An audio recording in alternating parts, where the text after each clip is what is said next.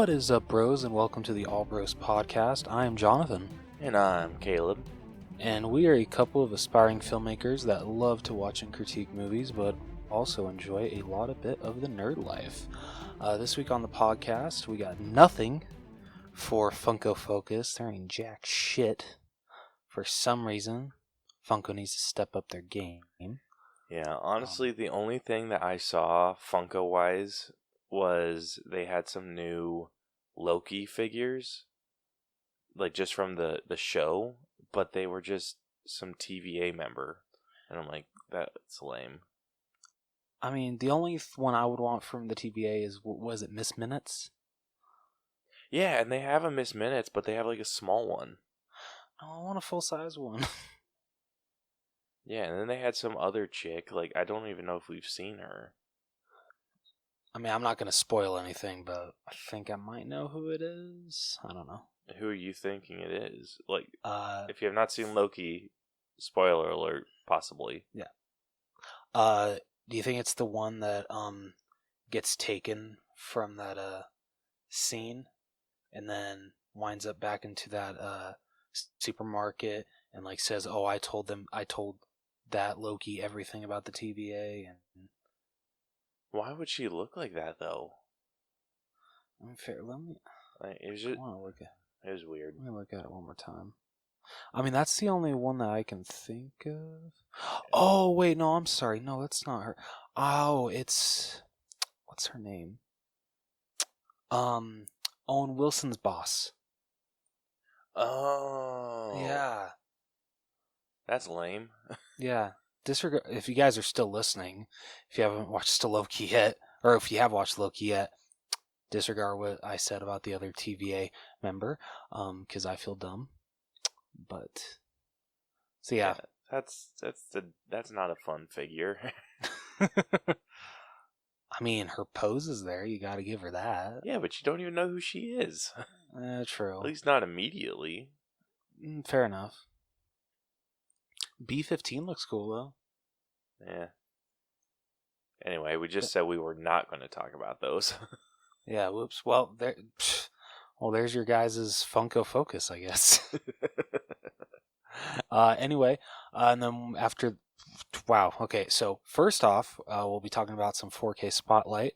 I got a new movie coming out this week that Caleb and I definitely want to check out eventually. For Through the Wall, we got a new video game coming out from one of our favorite game developers, and I know Caleb will absolutely agree to that. Oh my gosh, we have thoughts. And then after that, we will be moving into our main event of the eve. Damn it! Are you shitting me? It has been damn near 6 months since we got rid of that figure. That segment. Shut up. Son of a bitch.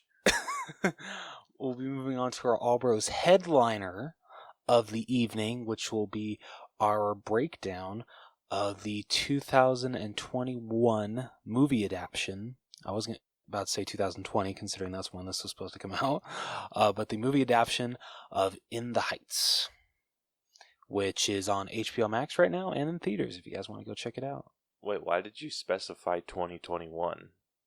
Well, because this was supposed to come out in 2020, but just because of COVID and everything, it couldn't. Oh. Yeah. I do weird shit like that. I don't know why I do it. No, I thought you were meaning like it was like an old movie. Oh, no. Like, is this based off something? Yeah. It's based off Lin-Manuel Miranda's Broadway show. I want to say he did everything for that show. Because he did that show. No, he did not. Oh, he didn't? No.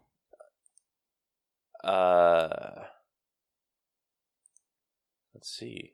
It's based off a book. Oh, shit. Yeah, and the book was released in 2005. That's cool. That is really cool. Huh. But yeah, he basically did do everything. He composed and was the lyricist. Because I know that was In the Heights.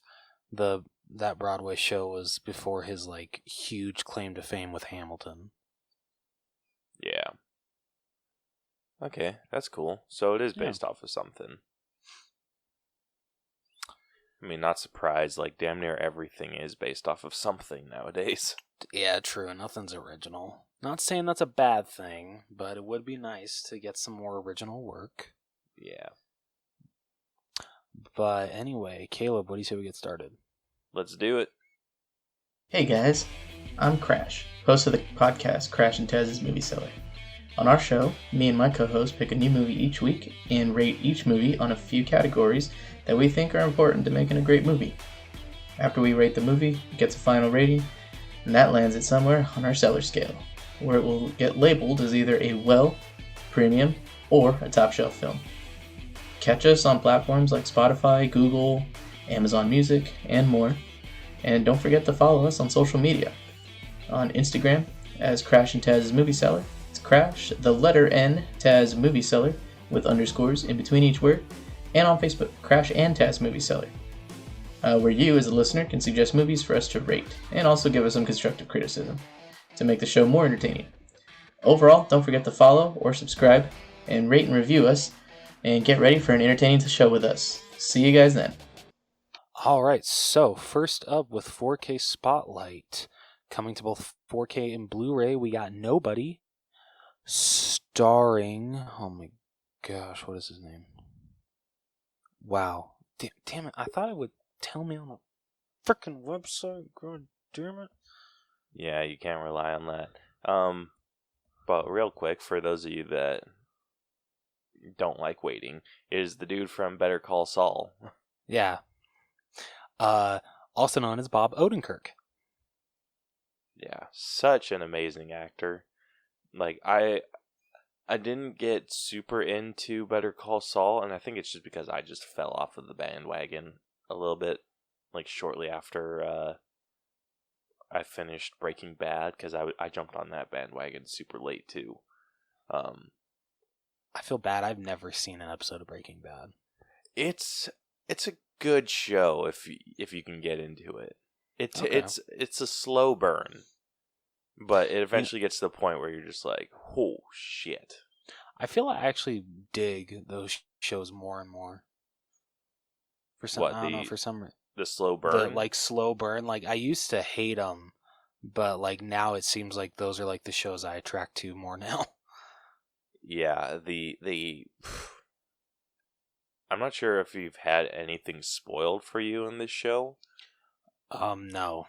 Yeah, it's, if you're wanting something to just like sink your teeth into and binge, I definitely recommend Breaking Bad. All right, I will check it out then. Yeah, it's. I don't really even know good. where I can check it out. Pretty sure it's on Netflix. Oh shit, really? Yeah, you can watch it with Avatar: The Last Airbender. Shut up. How did I know he was going to bring that up? Now, I could also be watching it on Paramount Plus, but do you see me doing that? No. Watching it? No, what I was saying I could also be watching Avatar: The Last Airbender on Paramount Plus as well. I don't give a shit where you watch it, Rose. Just watch it. Oh shit. Yeah, sucks for dude. I don't think it is on any streaming. Breaking Bad? Yeah, I don't see it. Oh no. Ha. So does that mean I get away from God damn it! Yeah, it is. It is on Netflix. Breaking Bad is? Yeah, son of a. I had to type Breaking Bad streaming, not just Breaking Bad. Oh. Well, F. Hey, it's a good show. No, I know. It's just I was gonna try to be like, hey, since I can't watch Breaking Bad, that means I don't have to watch Avatar: The Last Airbender, right? That's not what that means. That just gives you more of a reason to watch Avatar: The Last Airbender. Dude, right. You're gonna hate yourself after you finish Last Airbender. Yeah, you're probably right. Like, I know you enough to know that this is a show you would fall in love with if you just gave it the chance. All right, fair enough. Okay, I'll make you a deal. Oh, good hell. No, it's a good deal.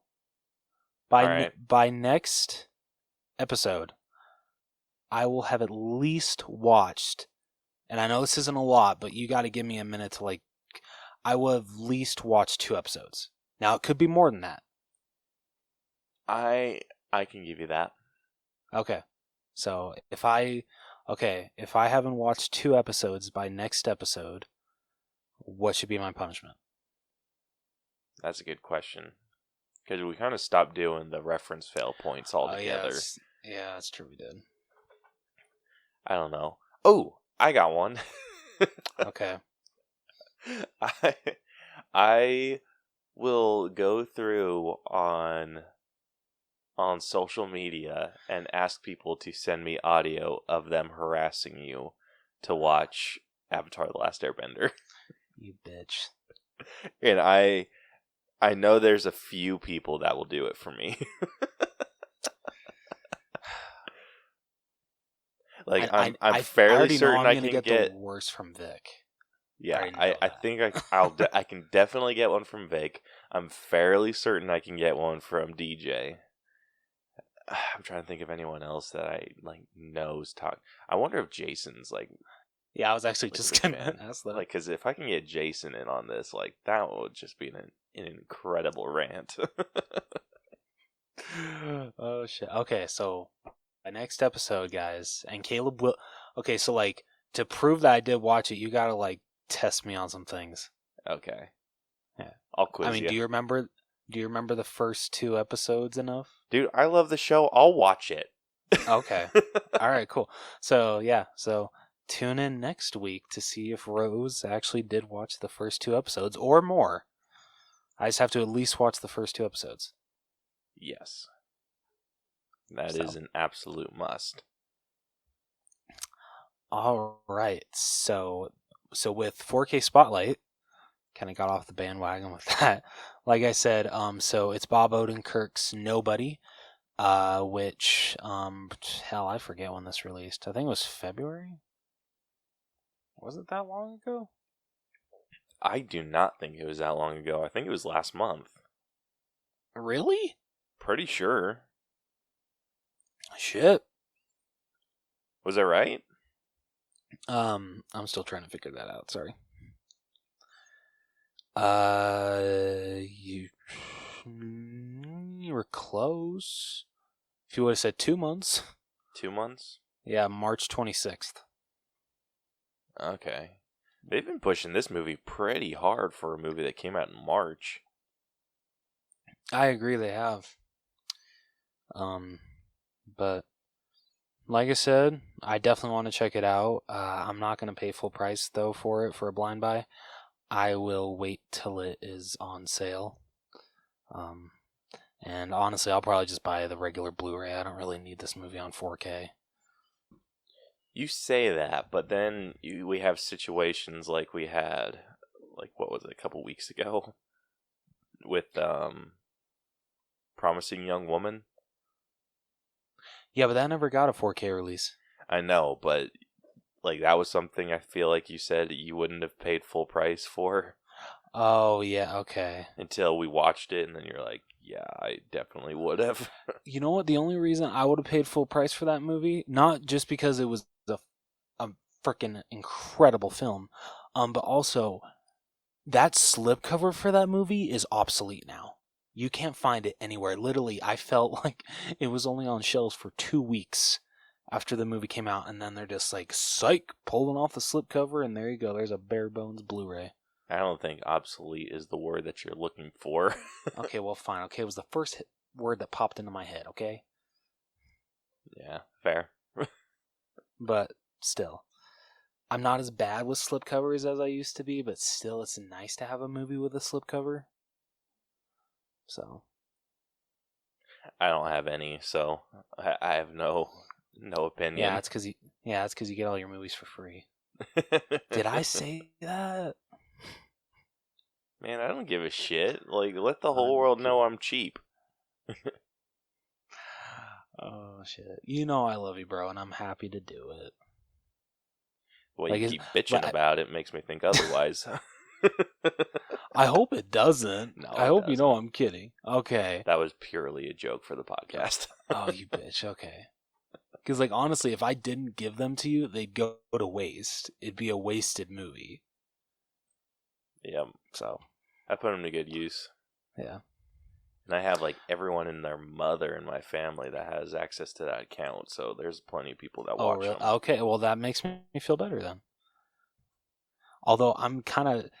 Maybe it wasn't the best idea to ask you to let me use your Voodoo account, because I feel like I've gotten lazy and being like, you know what? I remember I gave Caleb the digital code for this. I think I'm just going to watch it. I'm just going to access it from there instead of putting in the Blu-ray. And I told myself I would never do that. Welcome to the dark side. That's how I was with The Edge of 17 a couple weeks ago. I'm like, damn it.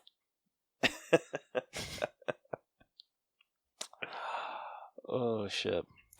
But yeah, so that's it for 4K Spotlight. Not really a huge week, but if you guys want to pick up Nobody, like I said, it's going to be available on regular Blu-ray as well as 4K.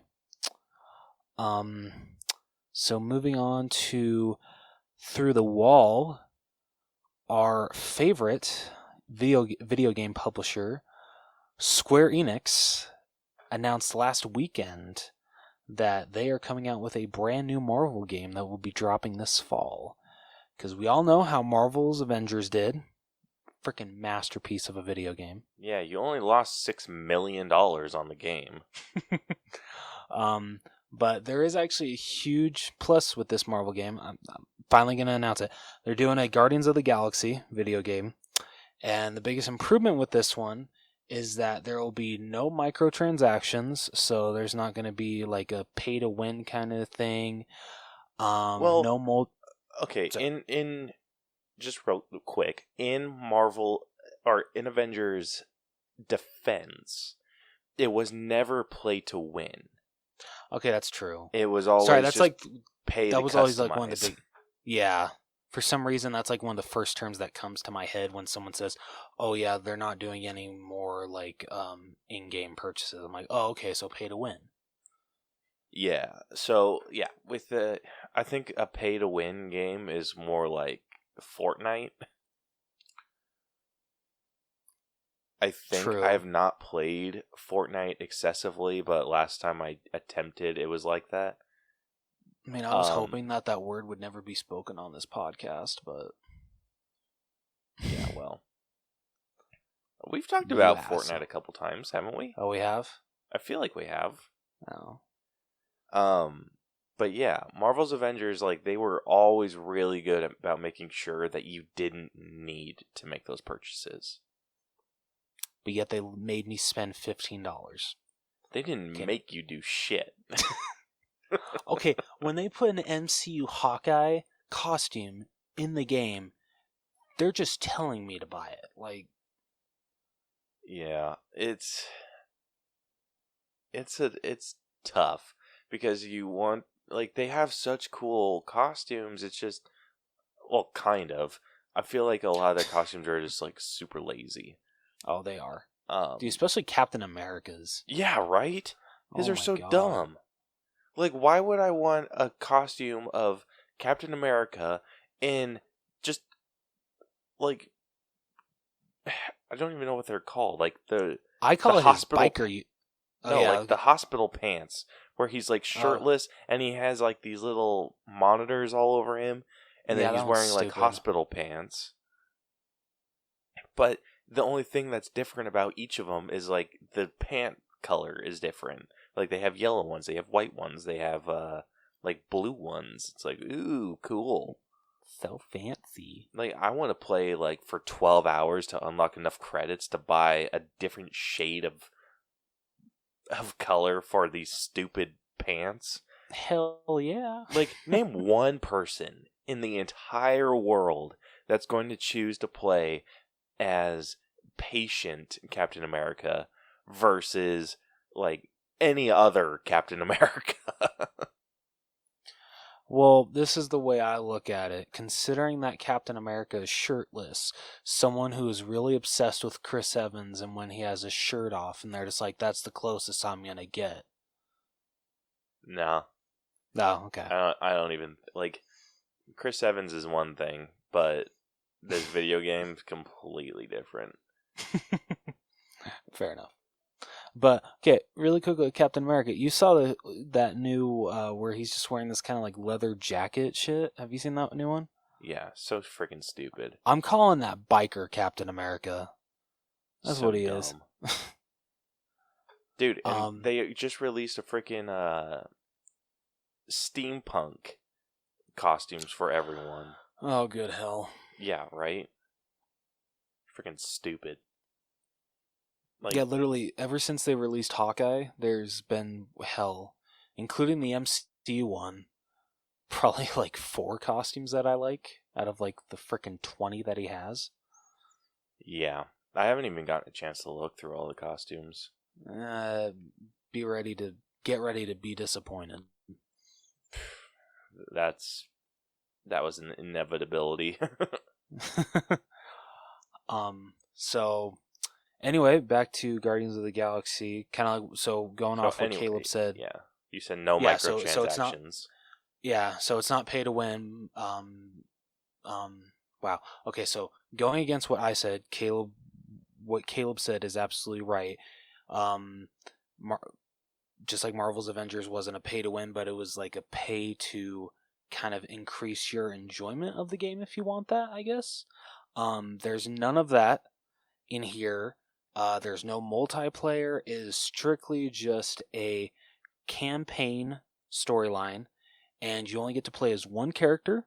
You get to play as Star-Lord, and basically the story, which is from what I see, and I think I read a little bit, is that like this is, I think, a year after they've become the Guardians of the Galaxy. They're kind of still dealing with like who gets along with who. And I guess like you get to deal with their problems, see if Star-Lord can try to get them to work all together still and stuff like that. So like it seems like they are taking a page out of the MCU book with this.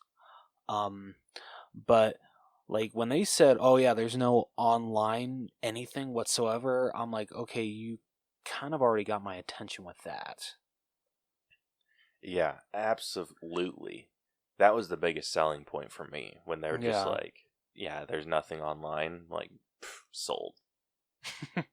Like, they, like, and, like, when they said that it was, like, solely, they're mostly focused on campaign, I freaking perked up. Because I'm like, okay, you guys did give us a pretty kick-ass campaign in Avengers. I feel that's what really sucks about that game, is that how great that campaign is, it just gets pushed to the side with all of the little multiplayer online and in-game purchase problems that game has. Like everyone just overlooks the story. Like, looking back at our scores for them, we gave the story an 80, which compared to the rest of the game was pretty high. Yeah, I mean, because it really is actually a really good story. Yeah, it's just a garbage everything else. Yeah. I do appreciate that, they're just like, hey, you're only playing as one character. I mean, I'm not surprised that it's Star-Lord. I'll admit, though, I would have loved to have been able to play as Rocket and just shoot the hell out of everything. That would have brought me so much joy. Yeah, I'm wondering if you can change, like, because what happens in combat? Like, if you were to, like, get downed, like, do you have, like, only a certain amount of, like, respawns that you can have? Is it like Marvel's Avengers where you have to wait for someone to come, like, I'm sure it's probably like Marvel's Avengers, because that's how Ghostbusters the video game was, that you literally had to wait for another Ghostbuster to come back and revive you. That's going to be interesting. Because, unfortunately, you couldn't just switch to another Ghostbuster, considering you just always had to be the rookie. But Yeah. I mean, I'm not hating what this game is looking like it's going to be. I'm going, like, just because I have just such a sour taste in my mouth from Avengers, that's fair. I'm going to need more. No, I feel you there. I was after Caleb and I found out about this, I told him, like, I'm waiting for this game to be on sale because I will probably never order another Marvel Square-Enix game again, just because they screwed me over so bad with Marvel's Avengers. Straight up. I mean, the addition of both Hawkeyes has helped because their combat is so great. But yeah, just I'm not willing to pre-order for $60. Now, no, never mind. I was gonna say, like, if there's a cool steelbook, but no, it's still not worth the $60. Yeah, like, they're going to have to come out with something absolutely incredible for me to even get the standard edition. Yeah, considering freaking Caleb dropped $70 on Marvel's Avengers. I wish $80. Oh yeah, it was 80. Yeah, Oh, I yeah, dropped shit. it for the gold edition, which didn't give me shit. It didn't. Like, what did I even get out of that? I got the pre-order bonus costumes. Oh, I got the gold edition costume pack, and that was it. It was just like So a worth set of $20. costumes that I absolutely hated. I got that, a few bonus credits, and some in-game coin. That was it.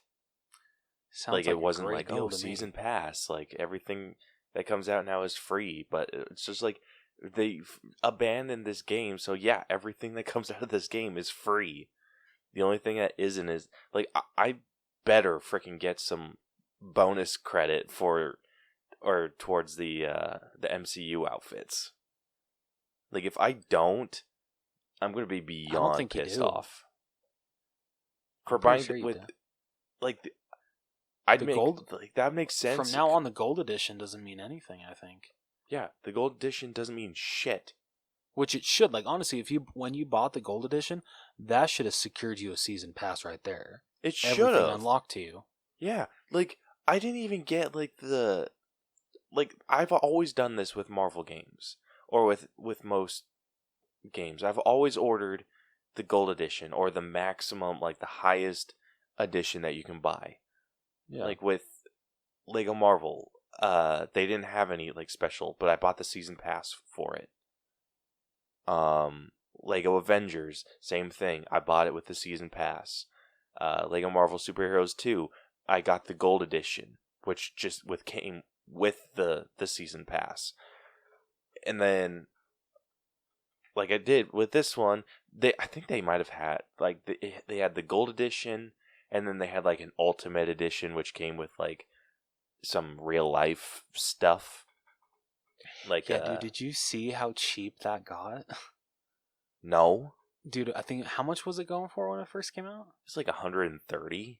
I think I saw it on sale for, I want to say it was actually $50. Are you shitting me? Yeah, I'm dead serious. Dude, that's ridiculous. That's like the highest tier, like the one that came with the Captain America statue and everything. Mm-hmm. Yeah.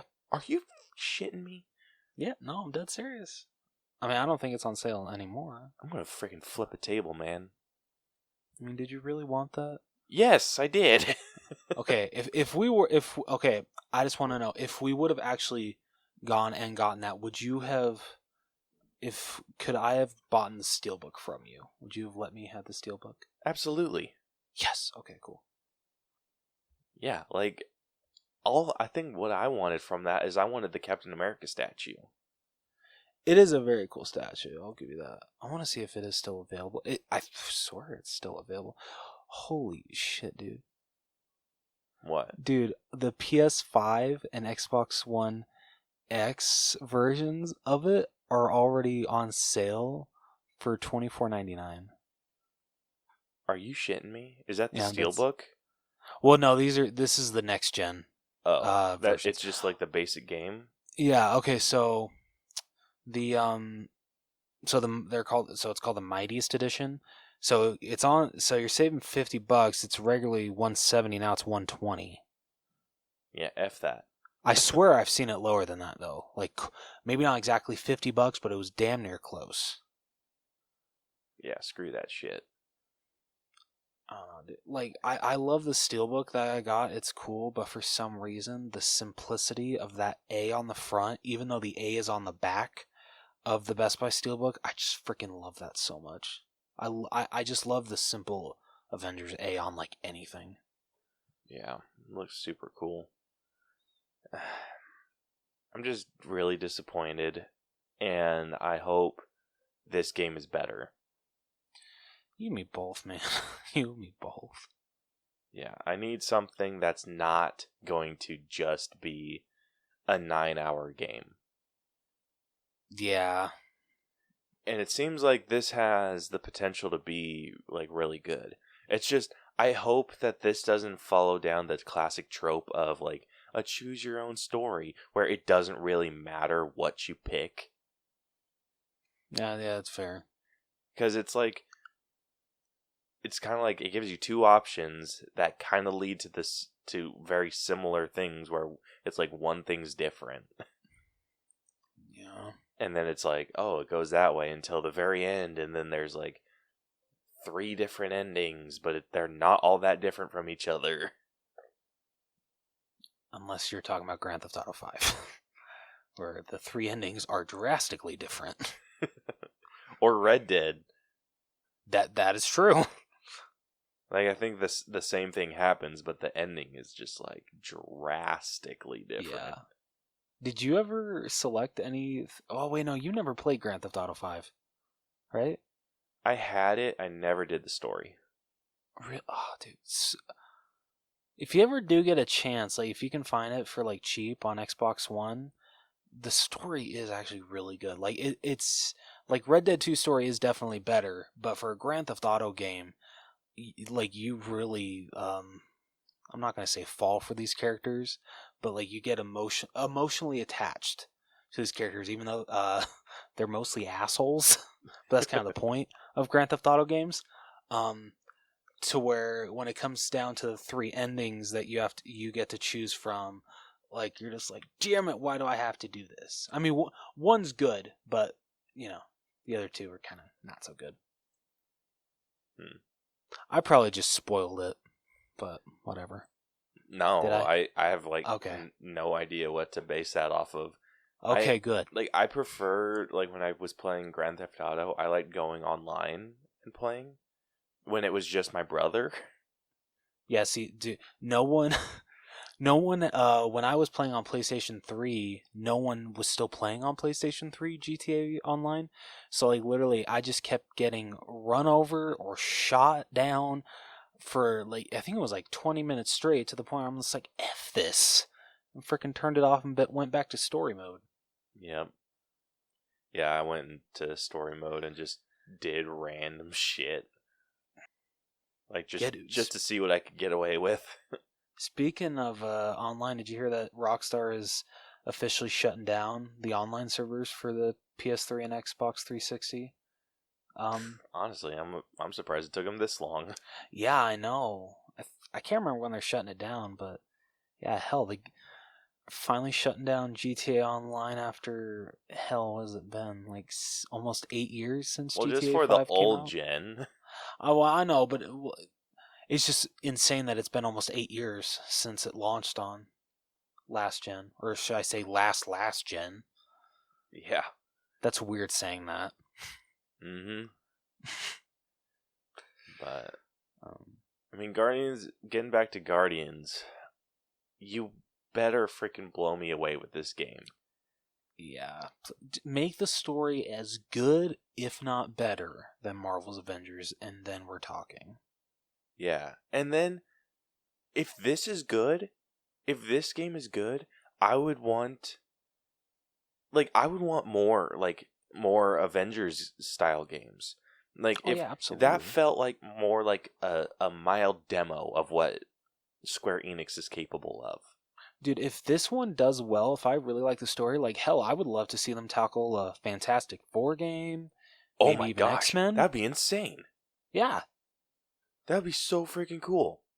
That would actually probably be my dream. If I do like what Square Enix does with this one, that would be definitely my dream, is to get a wonderful Fantastic Four game. Cause, Yeah, give us more of that. Like, you can even go single hero.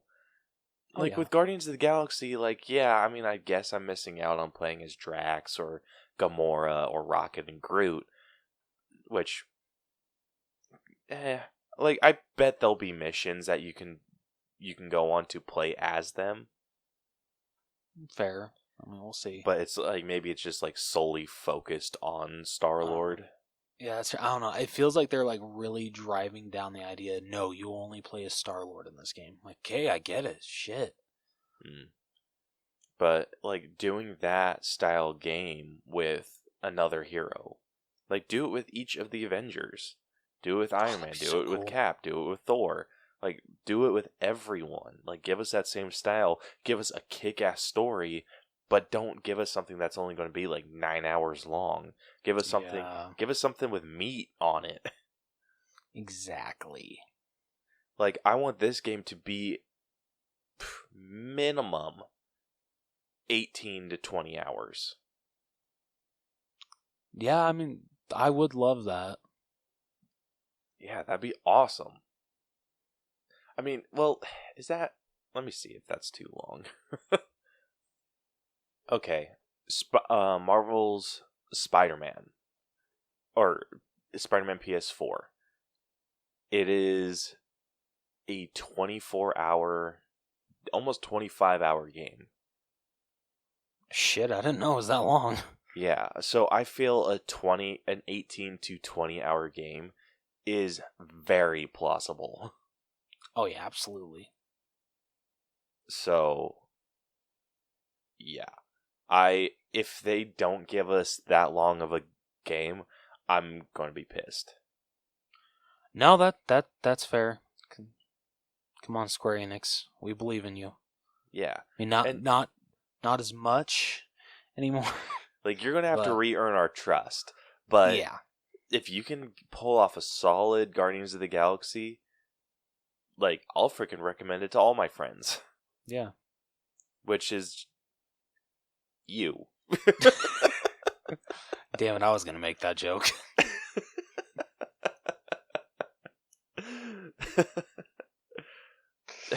Can you play, like, sad violin in the background?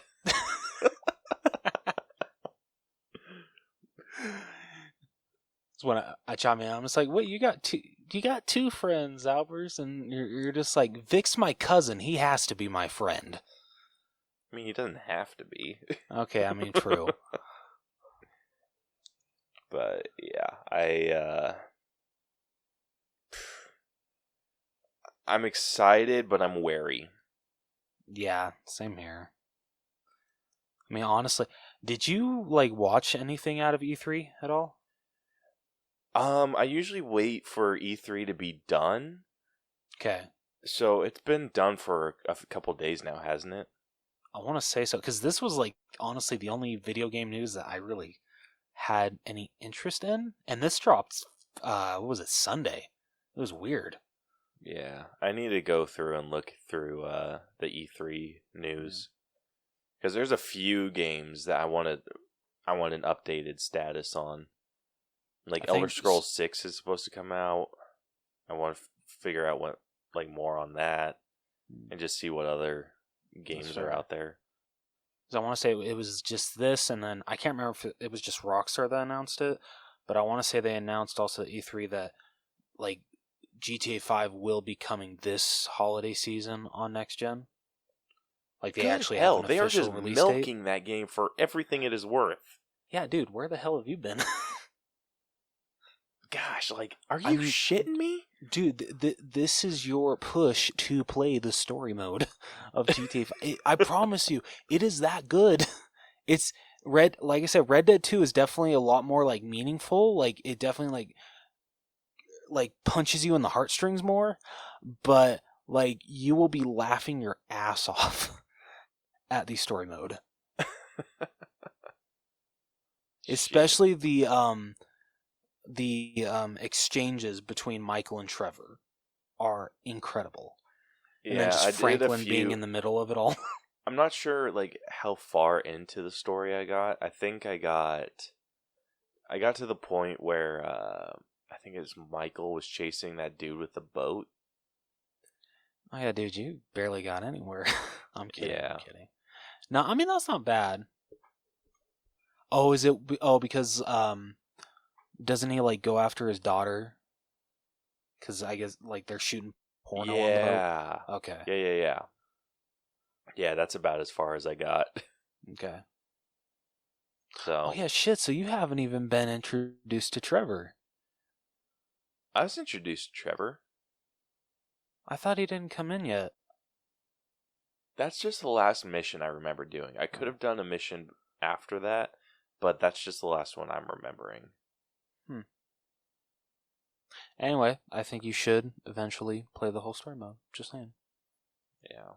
Well, if Rockstar is just going to keep milking Grand Theft Auto 5, why not?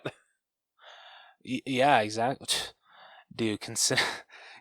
Okay, let's see. GTA 4 came out in 2008, and then GTA 5 in 2013. So that's 5 years, right?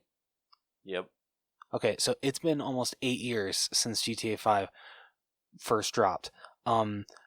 It feels like it's gonna be like not till the 10-year mark when we get like at least just like a little teaser for GTA 6.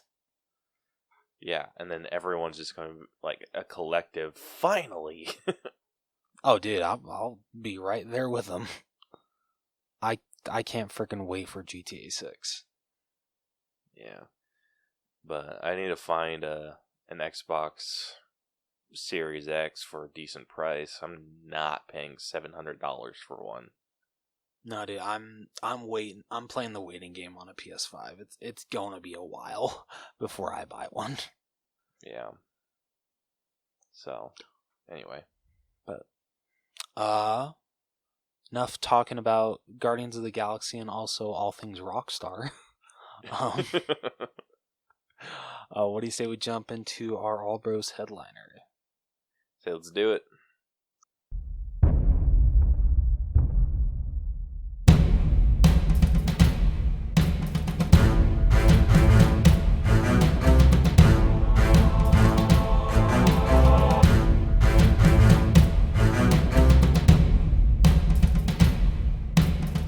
Alright, so for this week's All Bros headliner, we will be breaking down In the Heights, the film adaptation of the Broadway musical. Caleb, would you like to tell the audience how we break down movies on this podcast? Hell yeah. So, if you're new to our breakdown system, we've split movies into 8 different categories that we individually score to come to a final All Bros letter grade. The 8 categories that we score are story, writing, acting, character development, effects, music, costumes, and then we give it our own personal grade at the very end. And then all those numbers and magic come together to give us our final score, or our final grade. And it comes out as a schoolhouse grade and a percentage that we'll talk about at the very end. So yeah, if you have not seen In the Heights, it is on HBO Max right now. I'm pretty sure it's going to be free or not free. You can watch it with a subscription for the next 30 days. Yeah, so I think it leaves like July 11th. Yeah, so you got a decent amount of time to watch it before it goes away. Or, go see it in theaters, considering that this movie is really struggling in theaters, unfortunately. I feel like most movies are going to be struggling in theaters for a while. Let's see. A Quiet Place Part 2 is doing really well. Godzilla vs. Kong did really, really well. But I feel that's just because, like, you had to see that movie on the big screen. Or at least for a lot of people. You didn't have to. okay, but Coming like from someone that didn't. it just added to it. Honestly, like because I've seen this movie twice now, and I tried to catch it in theaters this week. I just unfortunately did not have the extra time. So, really wish I would have, because would have freaking loved having that surround soundtrack blasting. That would have been bitchin'. Yeah. But, I mean, I think our experience was good. We watched it together. Yes, we did. Before you took off. We even sang along together. It was beautiful. Yeah. But yeah, it was good. So, if you guys have not watched it, spoiler alerts coming. Rose is about to spoil the entire damn thing for you. So if you listen past this point, it's your own damn fault. Yes. All right. So, I'm going to apologize if I butcher any of these words. I'm going to try. So, You're just probably heads up going to get a few of them wrong. Yeah, so let's see what this white boy can do. All right. Usnavi de la Vega? I think that's how you... Yep. Yeah. Okay. Tells children the story of Washington Heights. Owning a bodega, he introduces Abuela Claudia, the matriarch of the neighborhood who raised him, Kevin Rosario, who runs the taxi company, Kevin's employee Benny, the salon ladies Daniela, Carla, and Cuca? I'm going to say Cuca. Vanessa, Usnavi's love interest, and his cousin Sonny. And that is shown in the song In the Heights. Roll credits. Alejandro, an attorney and family friend, informs Usnavi his late father's business in the Dominican Republic, which he dreams of reviving, is for sale. Meanwhile, Kevin's daughter Nina returns from Stanford. After seeing Benny, which, really quickly. On Wikipedia, with the whole plot, they, insert where the song, is where a certain song is in the story. I'm gonna skip over that because I feel that's just throwing me the hell off. I hope that's okay with you. No, that's fair. Okay. All right. So after seeing Benny, she finds her father, telling him she cannot pay tuition, but he brushes her off, telling her not to worry. Daniela's salon is moving to the Bronx due to rising rent. Nina arrives for a treatment, but reveals she has dropped out of Stanford and leaves. Vanessa submits a rental application downtown where she dreams of becoming a fashion designer, but her application is rejected. She heads to Usnavi's bodega where Sonny asks her out for him. Sonny learns a lottery ticket the bodega sold won $96,000. In the public pool, the neighborhood fantasizes about what they would do with the money. While the oh my god, I'm gonna get this. Piragua? Did I get it right? Sure. Okay. Come on, Caleb. You're part Hispanic. Yeah, not like a significant amount. You're still a little bit. While the Perego, oh my gosh. Wait. Piagua laments how Mr. Softy is stealing his business. That weekend, Benny and Nina reminisce about their childhoods. She expresses her doubts and fears, but he reassures her. Wow, I think this is the most I've ever struggled with one of these. Yeah, reading with Rose, everyone. 2 E's. But he reassures her she is destined for greatness. Meanwhile, Usnavi talks to Sonny's father about letting him go with him to the Dominican Republic, but he implies he and Sonny are undocumented immigrants and cannot leave. That evening, Kevin reveals he sold his business to pay for Nina's tuition. Outraged, she refuses the money and storms out.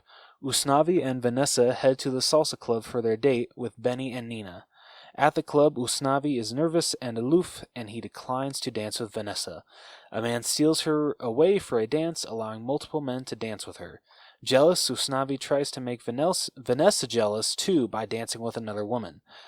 The power goes out, and Sunny and Graffiti Pete light up fireworks illuminating the neighborhood.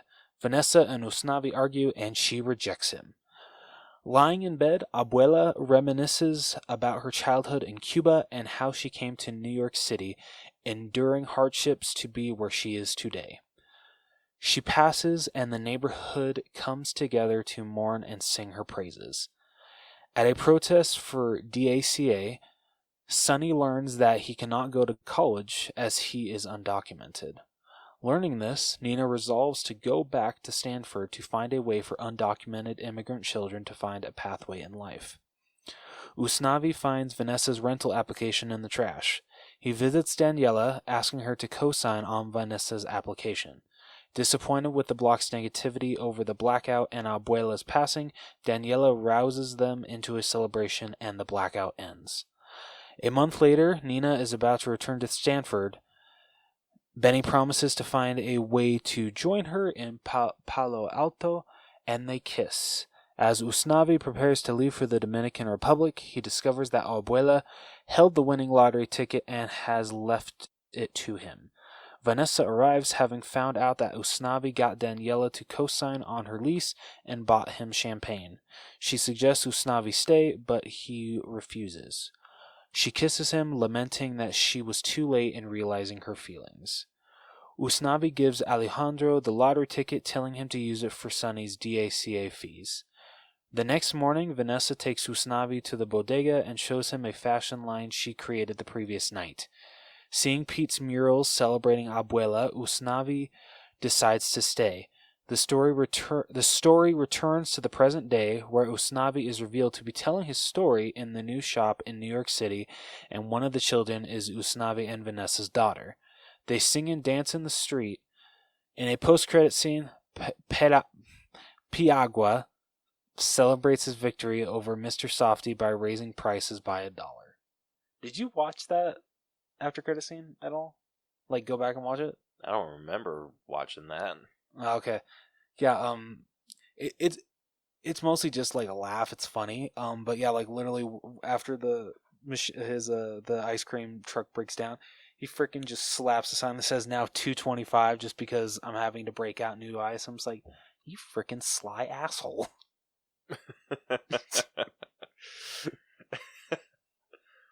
Yeah, I'll have to go back and watch that. But you could tell Lin-Manuel Miranda was having fun with that.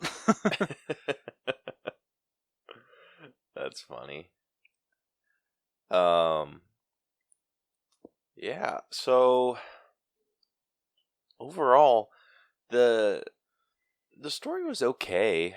It wasn't like my favorite thing in the world. It seemed like it was Rose's favorite thing in the world. Okay, based off of what he gave it. I don't know, like, for a musical, I thought it was a really solid story. The relationships were built really well, I feel. Especially watching Usnavi struggle with, do I want to go to the Dominican Republic and rebuild what my dad started and just keep it going, or do I want to help Sonny, basically this kid that looks up to me that literally I want to make sure has a bright future. Do I want to make sure of that to make sure that I'm the one that's making that possible, or do I want to just be like, hey, like, let me help you out here, and then we'll just see if it actually does go well. Yeah, so it ended up getting an 89 between the two of us. Okay, not bad. Me on the lower end. I wasn't that low. What did you give it? I'm interested. I was at an 83. That's not compared to your 95. Oh, shit. Yeah. Like, it was good. Like, I had a good time. It was just, I don't know. It just took a while to figure out the point. I think, I don't know, the way that I look at it is, like, kind of like how he said, little dream throughout the movie. I forget the word for it. But sometimes, thank you. sometimes like you kind of have to change it a little bit. You can still pursue it in a way, but like honestly, at the end, like Usnavi, like he still technically got his little dream in a way, but it just had to be altered a little bit. That's fair. It was. I actually like hit this movie pretty hard because of that, and we'll talk about it in a little bit. Down in character development. Okay. But I'm trying to think. I think this movie had some pacing issues. Like, there was a couple times during this that I could feel myself starting to doze. I did not feel that at all. Yeah, I was dozing off something awful. It was at the pool when they were talking about the lottery tickets. Like, that was when I was like struggling. Really? Yeah. I don't know what it was about that part. And then I don't know. There was just like you some didn't win it, isn't it? Just some like excessively cheesy moments in this where I don't feel like that's how real people would react or handle a situation. And I did like soften my blow a little bit because I understood that this was a musical and like reactions didn't have to be like absolutely 100% realistic. Oh, so speaking of like musicals, I was watching Young Sheldon, and there's this episode where I forget what his sister and his grandma are watching, but he's just like, so why are they all singing and dancing? Well, it's because it's a musical. But how do they all know the same choreography and the same lyrics? And his sister's literally like, just shut up, you're ruining it. I mean, I can see that. I feel like I would definitely ruin that, but I could just see you in the background, like you're just like, how the hell do you guys know this? Yeah, right. Like, I feel like I'm that dude from or I would feel like I'm that guy from Enchanted, just like, oh, so everyone knew the musical number? No, it's a sad truth. I've never seen Enchanted. Yeah, you're probably fine. Oh, okay. I mean, it's Amy Adams, so it's kind of weird seeing her in like a goofy role. That's fair. But on the other hand, it's Amy Adams. Yeah. So I would say expect a lot of Disney. Okay. Isn't James Marsden in that too? Yep. Okay. He plays a comedic role too. I feel with those two, you should have like somewhat of a good time. Yeah. Like it wasn't like a horrible movie from what I remember. It just wasn't like mind-blowingly amazing. I would assume it's on Disney Plus, but I've been actually wrong about certain Disney movies not being on there. On Disney Plus. Okay, all right. Because like I feel like like people will just be like, oh yeah, it's on Disney Plus, like it's Disney, of course it is. And then you go and you're just like, the hell? Like it's kind of like shocking. You think that like every Disney movie is on Disney Plus, but it's not, just because of existing licensing agreements and shit like that. Yeah. Oh, nope. It is not on Disney Plus. Well, I'll be. Yeah, that's surprising. That was very surprising. Oh shit. Huh. All right. Never mind. Well, I'll watch it eventually, I guess. Yeah. But yeah, this it was good. It just I don't know. There were just so many things that were just so easy to see that I feel like they were trying to do like a big reveal, but just didn't end up working out for me. Oh, that's fair. Okay, I got one question for you though, because I feel this goes more with acting, this goes more with story and not acting. Who had the better when it came story wise of a relationship love story? Who had a better, Usnavi and Daniela, or Benny and Nina? Nina? Yeah. honestly Benny and Nina. Yeah, I gotta agree. And they were the side characters. I think for some reason, and I think I did this with acting. I don't know why I had a problem with the actors who played Daniela. Maybe it wasn't the actress. Maybe it was just the writing and just the way it's probably the way the character is written. But for some reason, I'm just like I had some problems with that character. But like the two songs that Benny and Nina have together are just like so freaking sweet, and I love it. And just they're such a freaking cute couple. Yeah, it's hard because like they oh jeez they try to work those characters in as side characters, but then they give them such a prominent role. It's hard to make them feel like side characters. I agree. And kind of going with the ending, like it, fast forwards to in the future. Was it just me, or did you want to know, like what happened to Benny and Nina? Like, I know Nina went to college, yada yada yada, but like I don't know how far into the future the ending takes. So I want to know what happened to those two, and then I wanted to know what happened to Sonny. How's that going with him trying to get into college? Yeah, that's the weird thing. It's just like that's like one of my other big issues. They just left so many things unresolved. Yeah. Like they didn't give us a like, oh, how are they doing moment. They just kind of slide by that like with nothing. But yeah, I wanted to know how Sonny was doing. I wanted to know how his DACA stuff went, and same thing with Benny and Nina, but we got nothing from that. So it's like, okay, why make them so prominent if you're just going to sideline them like that? Can I lower my story grade because of that? Sure. I'm sorry. Okay, I'm going to a 90. All right, that brings us down to an 86.5 for story. I'm just gonna let you. That might, I don't know. Just like now that we're talking about it a little more, like don't kill me if that's not the only grade I change. No, like I get it. Okay.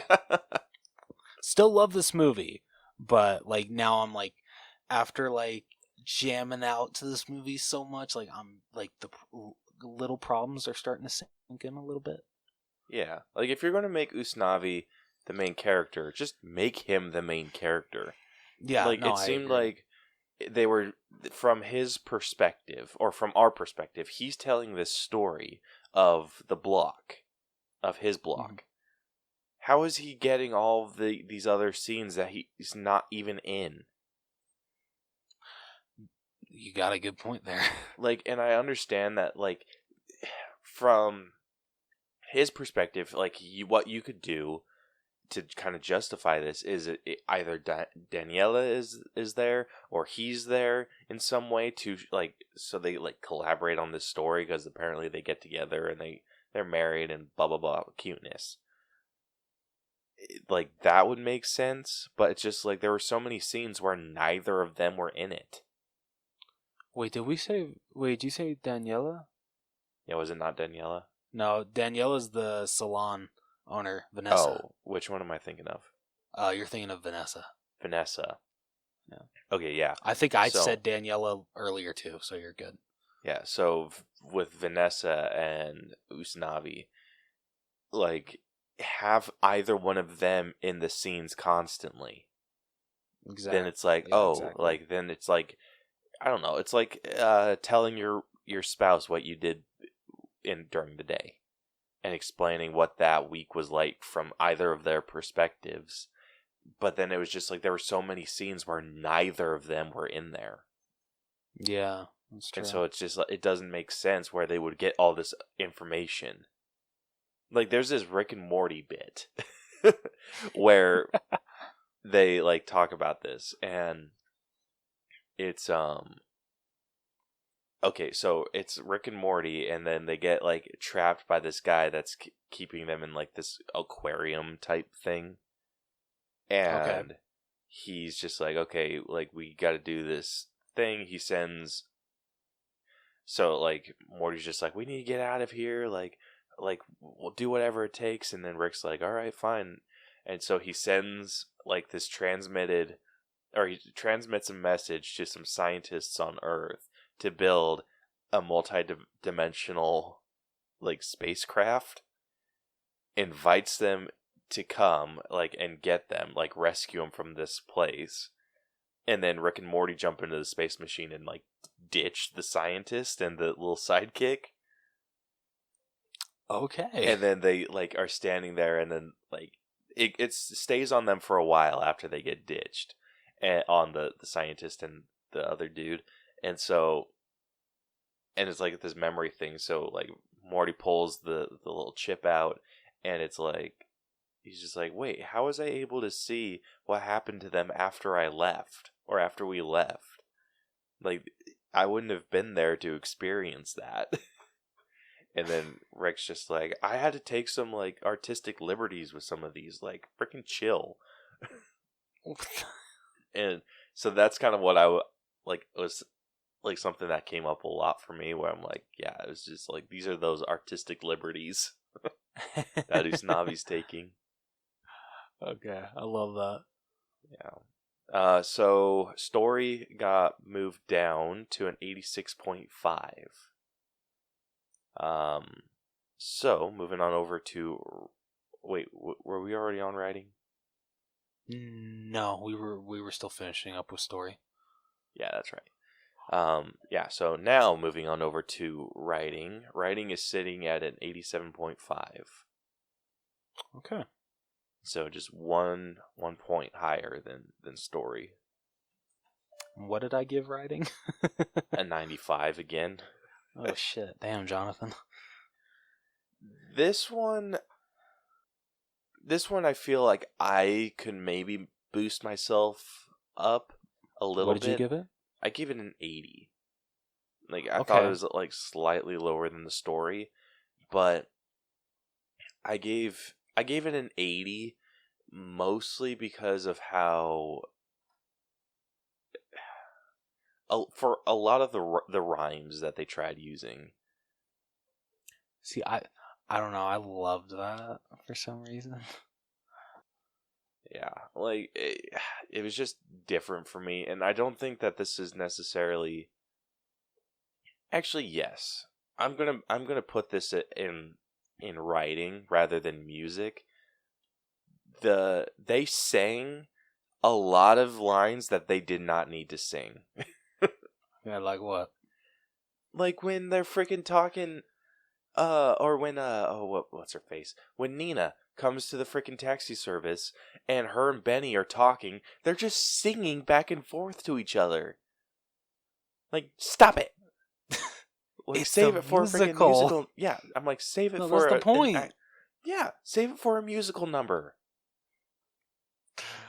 You know what? I'll give you that. Like, because I watched it again yesterday, and yeah, when that scene came up, I'm just like, this is kind of awkward. Yeah, it's super awkward. Well, shit, dude. I might be changing this one too. Like, I can understand your score. It just really, because I can't.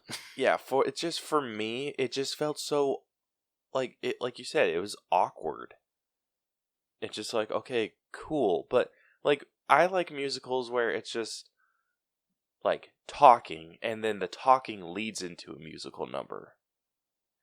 Yeah, that's fair. I can definitely agree with that. Like, just when there's not a musical number to be had, just talk. Like, I think what it made chill. Yeah, I think what would have made the scene work more is like he can like it's fine if he's singing during when he's like on the radio, you know, trying to get people to be like, hey, you know, this is what's going on and everything. But when it went switched to them just talking, it should have just been them talking, and then they can switch back to the song. Yeah.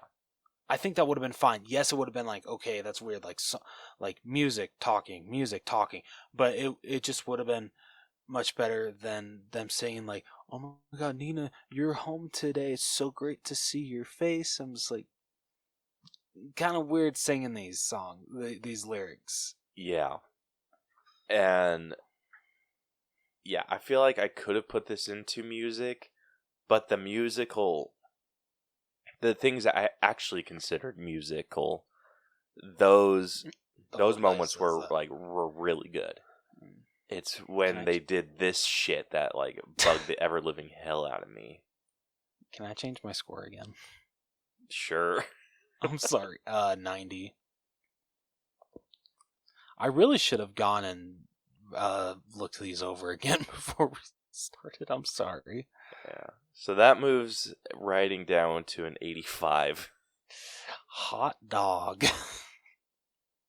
Yeah. So I didn't hate it. I did not hate it at all. No, but like honestly, now that you're bringing up the whole like those situations with the turning conversations into music, it is a little awkward. So yeah, and I don't know, just it got old really quick. I'm just like, stop. Fair enough. Yeah, so I mean, I can appreciate the what they were going for. It's just it was excessive and it was annoying.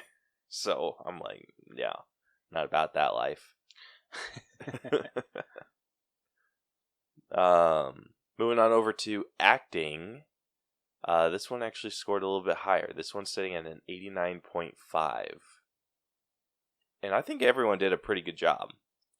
Yeah, honestly, like I said, this is more like character writing.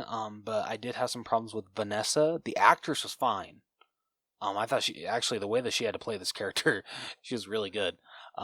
Having to not pick up on the not so subtle signs from Usnavi that he really liked her. Yeah, that got annoying too. I thought it was sweet. It was, like, honey, but it was just like too much.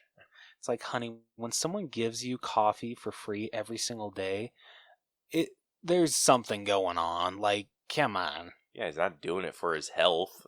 Yeah. But no, she was really good. Like I said, Bina.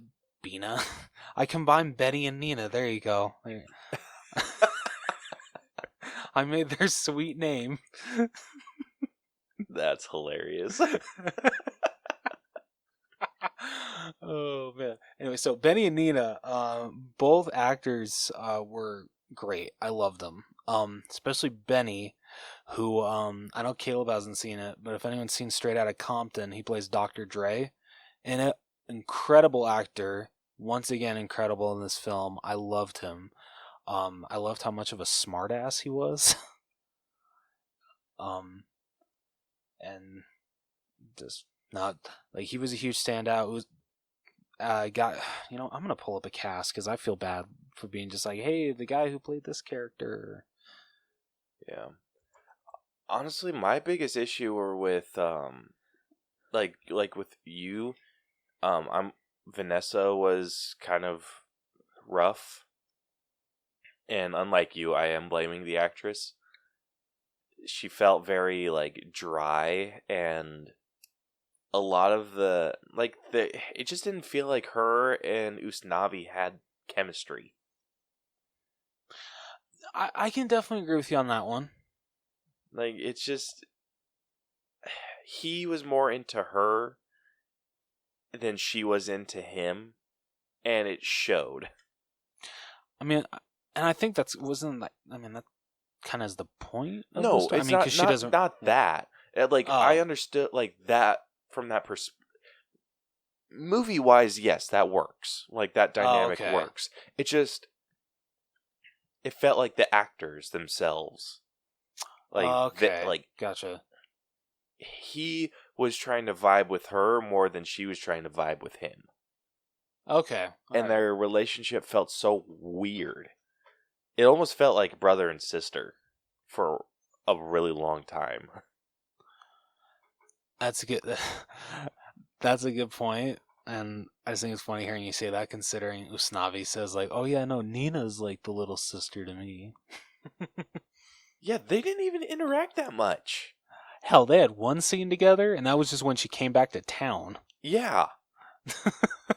Like, are you shitting me? Like, oh, she's like a sister. Yeah, sure feels like it. Yeah, it could have fooled me. Yeah, like I mean, come on. No, I absolutely agree. Um, What else we got? yeah, here? everyone else, I think everyone did like a decent enough job. I mean, I'm trying to find the kid who played Sonny. I want to know his name, because this kid was incredible. I freaking loved his performance. Yeah, I dug it too. The like comedic. Sorry, you go ahead. No, I was just saying, I think I gave Usnavi the highest, but even he wasn't too high for me. Like, I think he was in the low 90s. He might have been, like, right at 90. And then everyone else was it just took a dive as I went down the cast list. That's fair. So I settled at an 86. Nah, what did I give it? A 93. Okay. I'll keep that. I remember the reason why I did dock that is because of the actress who played Daniela. Not Daniela, damn it, Vanessa. Actress who played Daniela was fantastic. Yeah. Okay, so Gregory Diaz, that's who played Sonny. Yeah, he was. But trying to think of anybody else that like really stood out for me. I loved I thought, even though like they weren't in it a lot, but the trio, like the salon trio, Daniela, Carla, and I'm gonna say Kuka. I think that's her name. Freaking hilarious. I honestly kind of wanted a couple more scenes with all three of them together. More so, I mean, I feel Kuka didn't get a lot to do. She was kind of like pushed to the side out of the three, but I definitely wanted to see more with Daniela and Carla. I freaking loved those two. What actress played Carla? Stephanie Beatriz. She is from Brooklyn Nine-Nine. Oh yeah, she is. And she plays a hard-ass character. Like, monotone, very little emotion. And so seeing her in this, like, super feminine and just, like high-pitched, like, giggly role was so weird for me. Dude, apparently she was in the Lego movie too. That's wild. Dude, who the hell did she play? Yeah, it was so weird seeing her in this role. Just because I'm so used to her playing, like I said, the freaking hard ass, like, biker chick, cop, that's just ultimate badass. And then here she's just a salon girl, gossip girl. It was, freaking blew me away. Do you know who? Oh, that's who she played. She, okay, so you remember the villain of the Lego Movie 2? Yes. Yeah, she played her. I mean, she turns out to be a good person. You sure about that? Well, I thought she did. No, that was Tiffany Haddish. Yeah, but no, remember, Sweet Mayhem's working for, Tiffany Haddish's character, Evil Queen. No, because remember, it's, oh my gosh, what is it? Rex that turns out to be the bad guy. Chris Pratt's Lego's alter ego. Yeah, I'm not remembering that at all. Yeah. I mean, I think I've only seen the second Lego movie like once, so like even I'm having a hard time remembering this. But so that's who she played in that movie. Cool. Yeah, but I think everyone did a decent enough job. Like I said, Usnavi was top. He wasn't like super high for me, but everyone else just kind of like it just got lower and lower and lower, and then I'm like, okay, I need to cut this off at some point. So I settled at an 86. Okay, so is Vanessa the lowest for you? Yes. Okay. Because I just want to know, next to her, who was the worst? Ooh, that's a good question. Probably Nina. I actually really liked her. Leslie Grace. I thought she did a good job. Yeah, she was alright. I love it. Her character felt very, very forced. Like you could tell she was working hard. Fair. I mean, I definitely did like her character a lot more than Vanessa. Yeah, like I feel like an actor's job is to make you feel like you know who you're watching. You understand who you're watching. There's just like they need to make it seem effortless, and it just seemed like she was working really hard. Okay, that's fair. So, like, it wasn't like awful by any means, but it was tough. All right, fair enough. Fair enough. Yeah. So acting, we're sitting at an 89.5. Not bad. Yeah, not bad at all. All right, moving on over to character development. Oh, good lord! I'm scared. All right, what's it at? So it is sitting at a 79. I watching it a second time, I know I went way too high on this one. Yeah, it's I can't say it's good because I gave it barely passing. What did you give it? I gave it a 68. Hot damn. Yeah, it wasn't good. It was just so much, like, it was a lot of, okay, for just going through the list, Usnavi, his little dream was to go run his dad's workshop in the Dominican Republic. Yes. He doesn't do that. No, He adjusts his plans because, like, his adjustment to his plan was so last minute. True. He was on his way to the airport, and then suddenly she comes with, like, a mural and some clothes. Or Vanessa comes with a mural and clothes for him, and he's just like, "That's it, I'm staying." I'm like, dude, you spent a shit ton of money to open up a shop.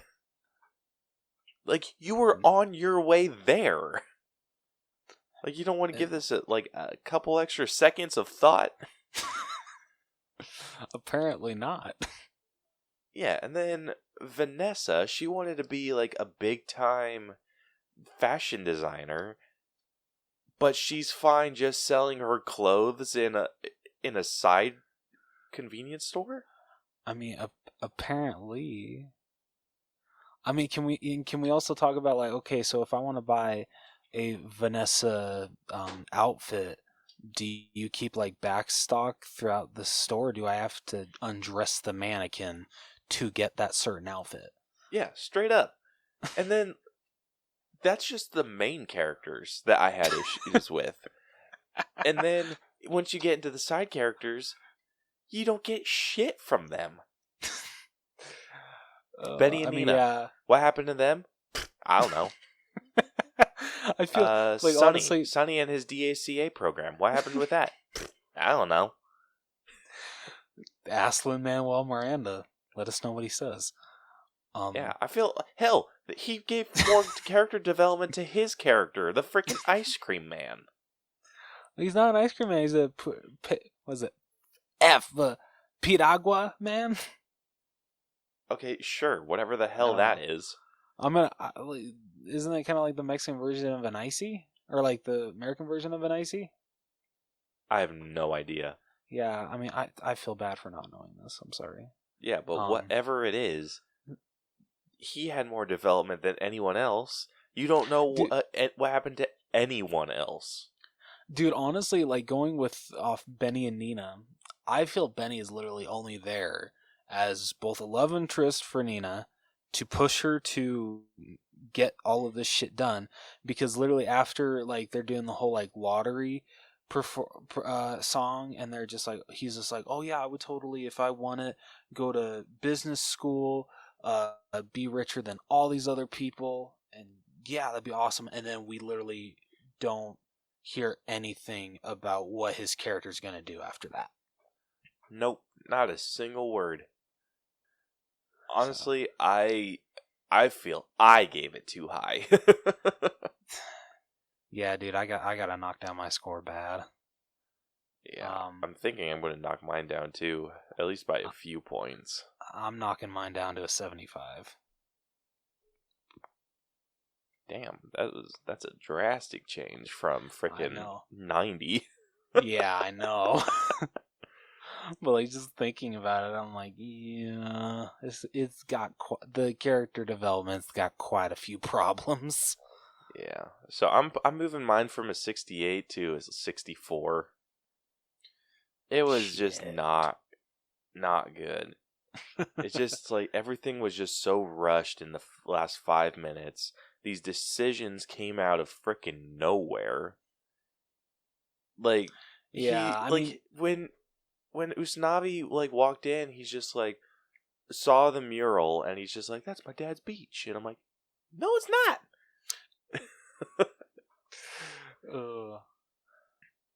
Like, if you want to stay, like, maybe give him more of a struggle for.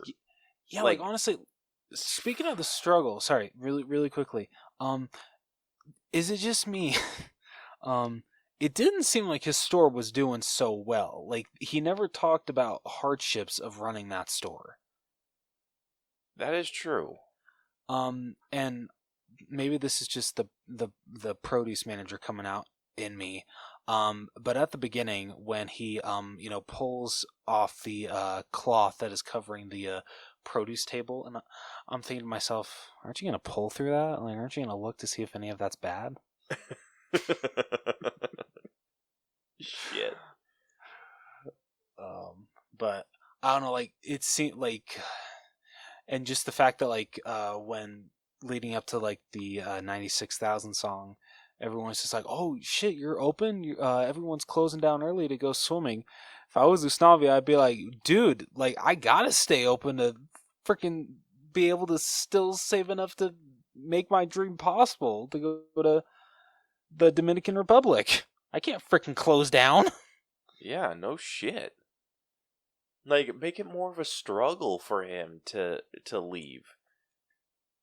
Like, it just seemed like he was just so ready the entire time. Like, oh, I can't wait.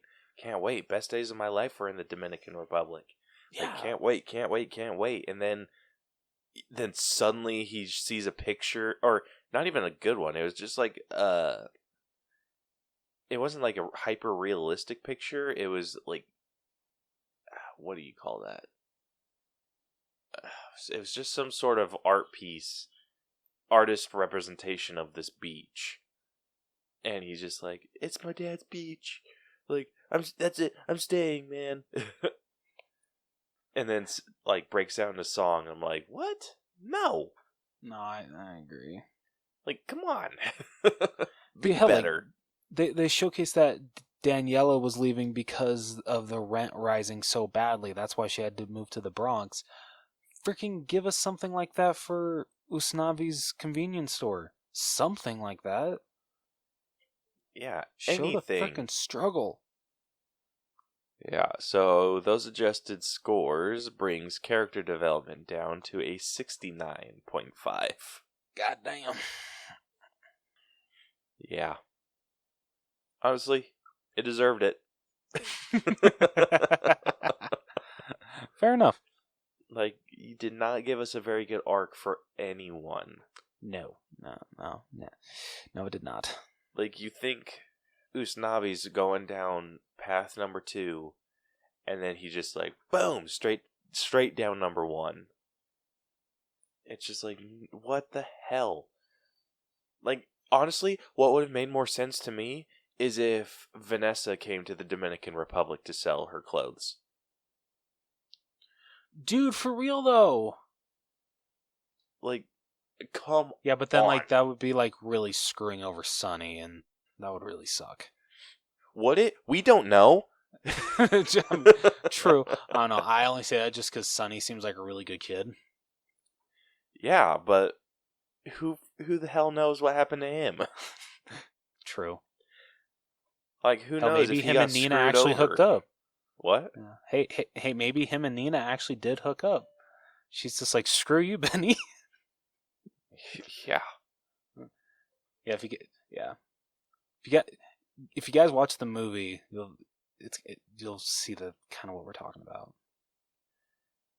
So dumb. Alright, moving on over to effects. I was a little bit nicer over here. Shit, what did I give it? You gave it a 95. I gave What'd you it give? I'm just talking collectively over everything I gave it. I gave it a solid 90. So it's sitting at a 92.5. Okay. I'm assuming you did this like based off like how the dance numbers were executed, yada yada yada. Yeah. Like the absolutely. set designs. Okay. I remember when me and Caleb first watched this, and I think like I had him rewind it because I think he had missed it. Just because I really wanted him to see it so I could showcase it on this review. There's a part in the song where Vanessa is singing about how she wants to be a fashion designer, not work at the salon anymore, and when she's walking down one of the streets in Washington Heights, bunch of like rolls of like fabric start coming down from the tops of the buildings, and it looks so freaking cool. I'm like, this is awesome set design. This is incredible. There's that, the whole pool the 96,000 song with the pool scene. The choreography in that scene is amazing to me, because I don't know about anybody else, I would struggle hella hardcore trying to freaking like get dance moves down in the freaking water and make sure I'm not splashing everybody in the freaking eye, blinding them. Yeah. That all the dance numbers were killer. And a lot of the effects looked really good too. Like there was a special effect where Benny and Nina were dancing on the side of a building, and that looked amazing. I think I was actually talking about it with you. I'm like, how do you think they did that?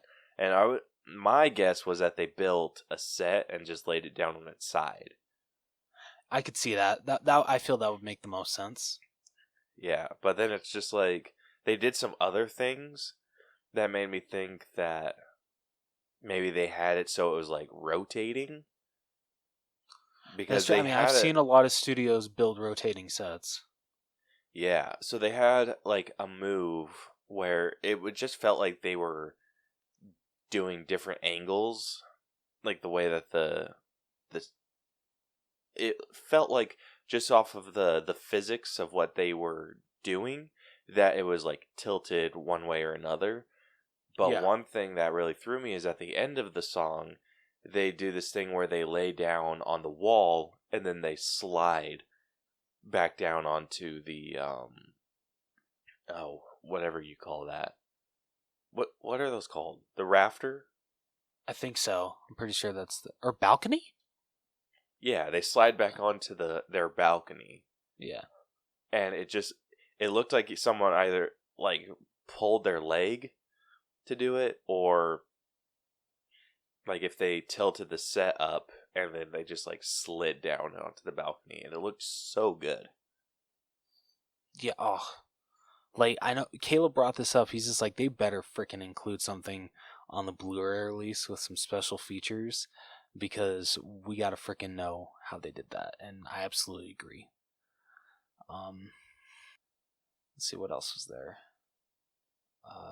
Damn it, there was one more that I wanted to bring up, I swear. Shit, what was it? Yeah, that's all I really had. And so I thought everything looked really good. Damn, was that it? Okay, actually, I think that was it. Sorry. Thought I had one more in me. Yeah. The only reason I docked it was there were some of those special effects that looked a little unnecessary. Like they what? had this like weird gossip song while they were in the salon, and while they were singing that, the mannequins' heads in the back were like looking around, and I'm like, why? I mean, it's I like think such a the minor. best part of that. Do what? Like I'll give you that. It was kind of weird, but I feel what made up for that is when Nina's just like, guys, I dropped out, and like everyone stops, and then their heads just like turn towards her.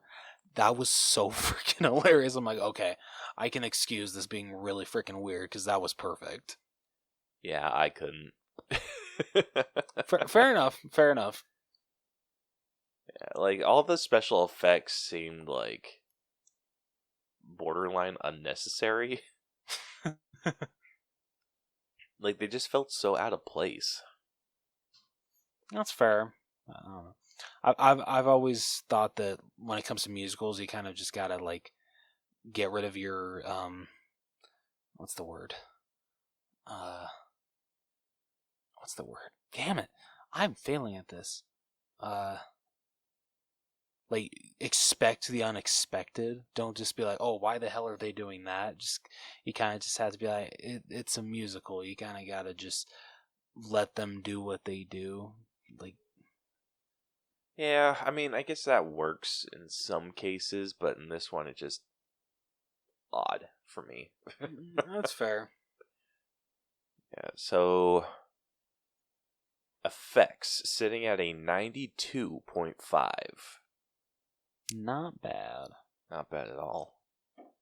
All right, moving on over to music. So this one we were unanimous. So I personally would have been at a 9.5 if we did half points. But since we don't, I rounded up from what I would have done. It had it been 9.5, and you ended up giving it a perfect 10. So I rounded up Shocker. and gave it a perfect 10. So the final music score is a perfect 10. Hell yeah. And it rightfully deserves it. It absolutely deserves it. The music was really good. There were times, like, I think the music was really good. The singing was excessive. If that makes sense. Okay. I mean, I'd say I would disagree, but I can understand where you're coming from. Yeah, like all the musical numbers that they had, I enjoyed, like, most of them. I didn't like love them, but that was just my own personal feelings towards them. I mean, like, honestly, if I can think of one that I didn't love, I mean, and this is nothing against the character, probably Abuela's song. Yeah, that one was a bit odd.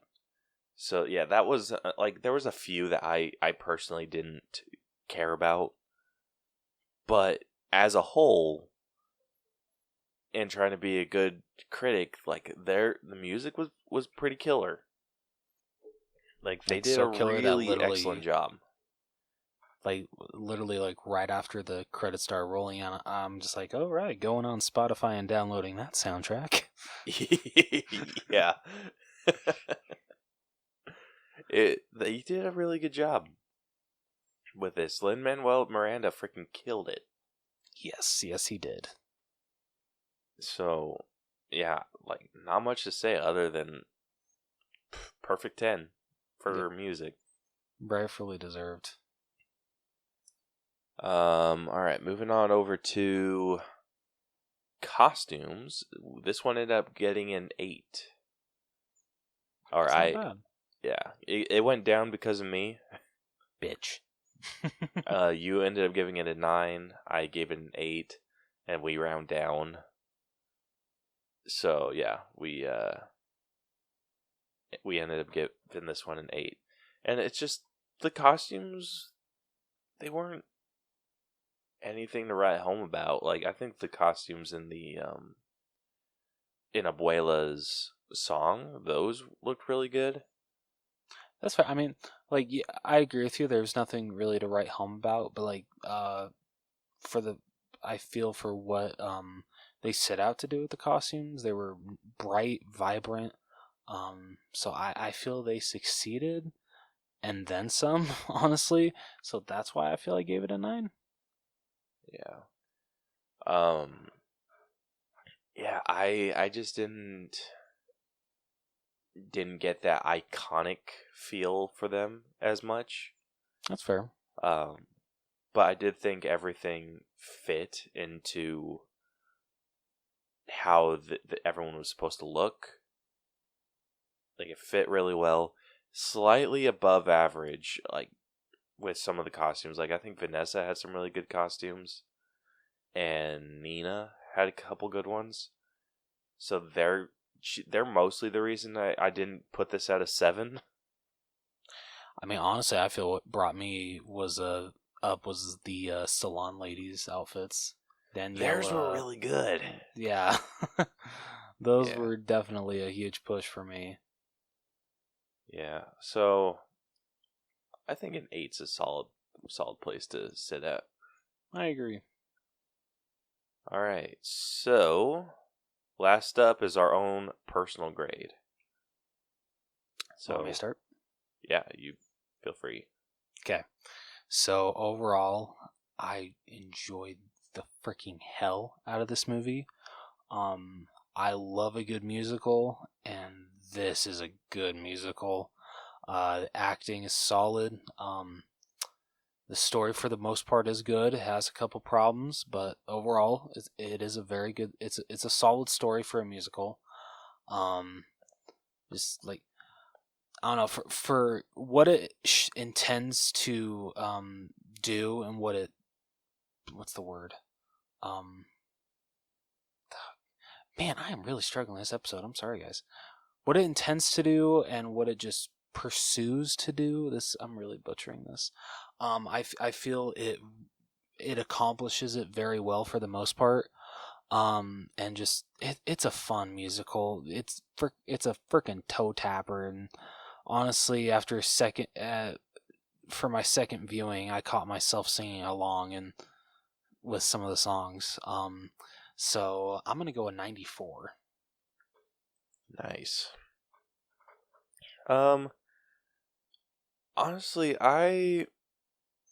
this is one of those musicals that I can appreciate all the work that went into this, but it is one that I don't care for that much. Okay. Unfortunately.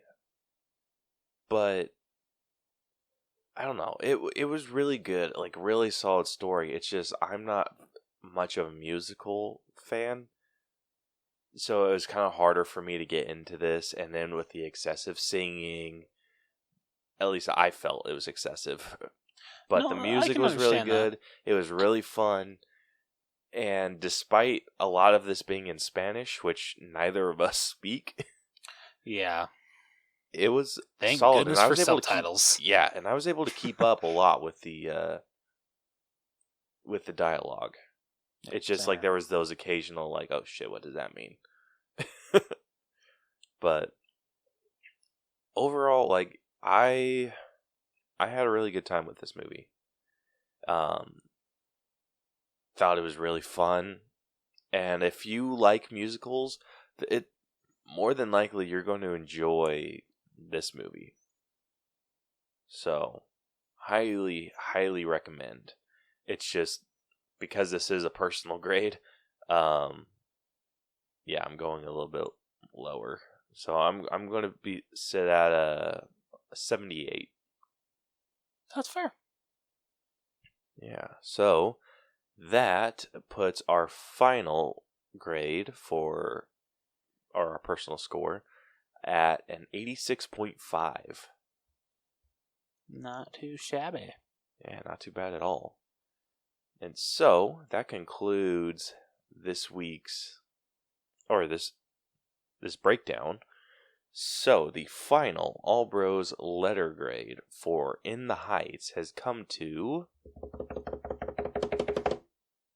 a B+. Not bad at all. Yeah, definitely not bad. Let's see where this stacks up. Consider I feel this is the only other musical we've done. Where does it rank with The Prom? With The Prom, it is actually a little bit below The Prom. So The Prom okay. ended up getting a B+ as well. Okay. So In the Heights scored an 86.8%. And this puts it below, in order, Halloween 1978, which is sitting at an 87. Psycho, which is sitting at an 87.1. Detective Pikachu, which is sitting at an 87.3. Freaky, which is sitting at an 87.37. And How to Train Your Dragon, which is sitting at an 87.5. And for your reference, The Prom is sitting at an 88.1. Okay. Maybe I'm just like very biased towards The Prom, but I'll admit I still enjoy The Prom more than this movie. Yeah, it's close, but yeah, I think this reflects perfectly that we like The Prom a bit more. Nothing against this musical; it's incredible. Yeah, so where it's sitting, it's actually put it above Frozen 2, which is sitting at an 86.5. The Lovebirds, which is sitting at an 86 point, which is also sitting at an 86.5. Then the Lego Movie, 86.5. Is that the first or second? Oh, the Lego Movie 2. Oh, okay.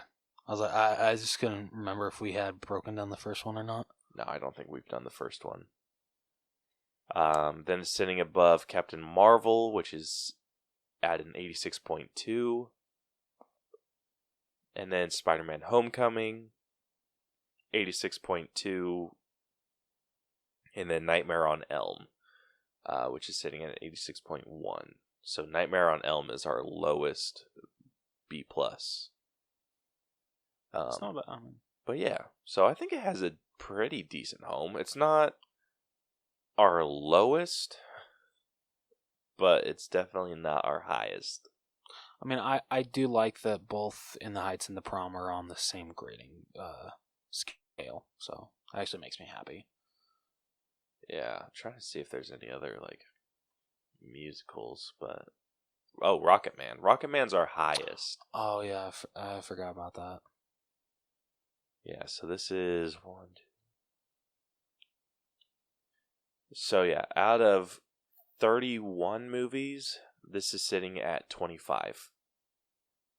That's not bad. I don't think it is. Yeah, I don't think so. I think that's really good. I mean, it's 25 out of 31 when it comes to B+ movies. Like, that's not awful. No, not at all. Like, I'm pretty sure it's a lot lower if we were to do all of our movies, but still though. yeah, like I don't mind where this is sitting. I don't either.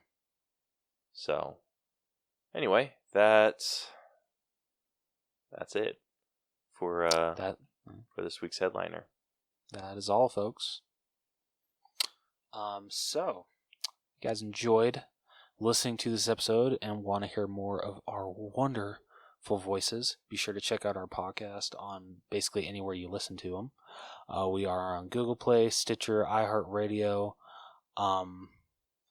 Is it Apple Podcasts or just iTunes? So it's Apple Podcasts. I think they shifted away from iTunes. Oh, they did? Okay. I really should know this. But yeah, so like I said, you can literally find us anywhere, and if you can't find us, then you're not looking hard enough. Nope. Yeah, see? Even Caleb agrees. If you would like to direct message us about a movie you want us to break down, answer a question of the week, anything like that, you can do so by hitting us up on facebook.com/The Allbros, or you can message us on Twitter or Instagram. It's just at The Allbros, right? Yeah. Okay, perfect. I'm sorry I keep having to ask you. No, you're good. If you want to, also going off with the DM, you can email us at theallbroschannel@gmail.com. If you want to check out our YouTube channel, it is the Allbros. Is it Allbros channel or the Allbros channel? Or is it just the Allbros? On YouTube? I'm pretty sure it's just the Allbros. It might be the Allbros channel. Yeah. But anyway, like we've said in the past, we are going to get some bonus episodes on there. Not bonus episodes, bonus videos on there. We promise that is going to happen. But you can actually, we do have some stuff on there, some bonus episodes. Bonus videos up there right now. They're like freaking 2 years old, but you know, it's something. You got to give us that. That is true. Yeah. So, if you want to check out our website, it is tinyurl.com/The Allbros. That way, go on there if you want to learn any more about us. That is the best way to do it. Or you could just direct message us, ask us a question. Let's not get too serious here. Let's keep it PG, guys. What? What? PG? Okay, fine. PG-13? We're not going R, right? I mean, you can still get away with a lot of shit in a rated R movie. I mean, true. Okay, fine. All right. If you guys want to message us a question, keep it R, but make sure you are in the NCA guideline. I think that's the isn't the MP. Wow, not NCA. The MPA ratings platform. Make sure you are in their guidelines. Or I'm don't. really We stretching obviously this don't give a shit. Yeah, I'm really stretching this out like way too much. If you want to check out our merch store, we are on Teespring. Just Public. search the Allbros. TeePublic. God damn it. Go to tpublic.com. Is it tpublic.com/The Allbros? Yep. Awesome. Killing this, guys. I'm killing it. Dude, I gotta write this down because I had it, but then freaking I can't find it anymore in Messenger. So freaking gotta write this down. I'm sorry. I'm gonna get this, guys. I really apologize. Caleb's so good at this, and I just fail at it. Wait, can you not search it? I don't think I can. You sure? I mean, well, yeah, okay, yeah, I can. Duh. Don't listen to me. Well, yeah, too I late can. for that. Well, oh well. So yeah, if you want to check out our merch store on TeePublic, like I said, tpublic.com/The Allbros. There you can find all of our episode arts, except for ones that have been taken down, thanks to, and I quote, Warner Brothers, Paramount, Disney. Thank you. We really appreciate it. Yeah. Freaking love it. But there's still some good shit out there. There, so definitely check it out. But anyway, I feel I've rambled on with this really, really bad. But next week, we'll be finally, I feel this has been like a long time coming, we'll finally be breaking down the Saw spin-off Spiral, starring Chris Rock, that came out, what was it, last month? Pretty sure it was last month, yeah. Yeah. So we'll finally be breaking that down. So be sure to tune into that next episode for some Saw goodness. But until then, this has been the All Bros Podcast. I am Jonathan. Nah, I'm Caleb. And we will see you guys next week. Deuces. Yeah, what the hell? What? Sorry. I mean, if I'm signing off, I get to steal the first word. No, you don't. Yeah, that's how it works. Whatever. Let's hear your best Herbert impression. Come on. Dude, you chose a real shitty week to do that. I got a real bad If anything, this should actually help. What? No. Whatever. So long. That was not bad. Like, come on, guys. That was pretty good. Don't patronize me.